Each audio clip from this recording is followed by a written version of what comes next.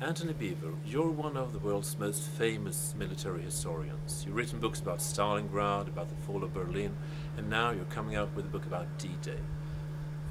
Could you tell us and your many readers of your books a little bit about your working process? How do you really act? How do you work with your manuscripts, with your books, with your material? The main thing is you do your background reading, if you like, but then you've got to work out a skeleton structure. And this is terribly important because when you've got your skeleton structure, you can then embark on your research knowing that you'll be able to marshal the material properly afterwards. Now obviously the research is the most important part of the whole process. If you don't get that material, there's no point even writing another book on another subject if you're just going to come out with the same sort of stuff.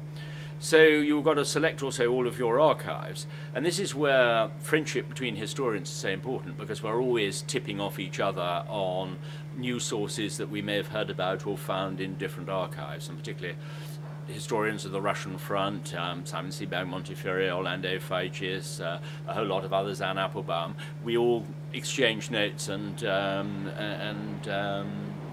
directly each other to the right material.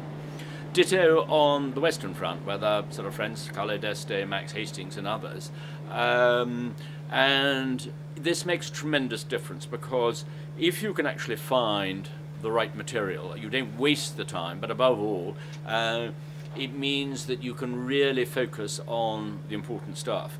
And these will be a whole number of archives from different countries. I mean, obviously in Germany, inevitably the military archives in Freiburg, but then there are others with there's an archive specifically of letters of the Second World War, another of diaries of the Second World War, as well as the other Bundesarchiv there. And in France, a huge amount, not just in the Archives Nationales in Paris, but also the departmental archives in Normandy.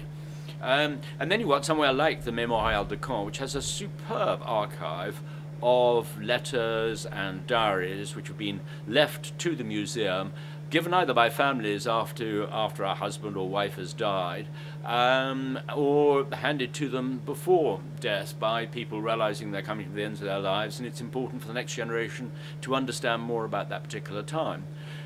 So the wealth of material is incredible. And in America, then you have tremendous resources, Canada and of course Britain.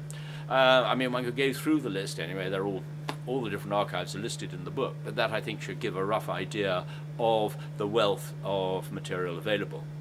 Once you've then got all of your stuff in different folders for each, say, country, and then different sub-headings in different files, you can then work through and start allocating the material to your skeleton chapters. And in this particular way, you never lose anything. You may find, as I have found in one or two cases with books, like certainly I remember in Berlin once, you know, I had 150 pages of notes just for one chapter alone. So then you've got to come through and work your way through, cutting it down. And for that, you need to have sort of reserve chapters. So you can put the stuff into the reserve chapter, knowing that you can check back and suddenly see if something's important, you bring it back in. Anyway, that, sorry, is rather a long way of explaining sort of one's method of working before you actually even get to the point of starting to write the book. But basically, many of these ones, Stalingrad, Berlin, 4 years each, 3 years research to 1 year's writing. D-Day, 3.5 years, thank goodness, because I didn't have any Russian archives to cope with, which are the most complicated. So basically 2.5 to 3 years of the research and the rest on the writing.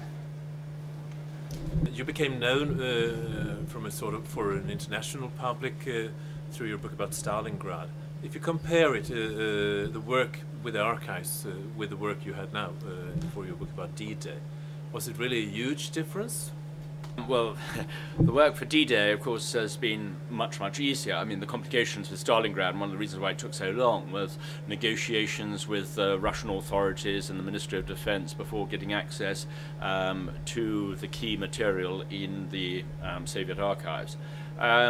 In this particular case, obviously, it's been much more straightforward. The material is virtually all there and already open in the archives themselves. Shall we say, it's been a slightly less stressful operation this time around. Thank you, Antony Beevor.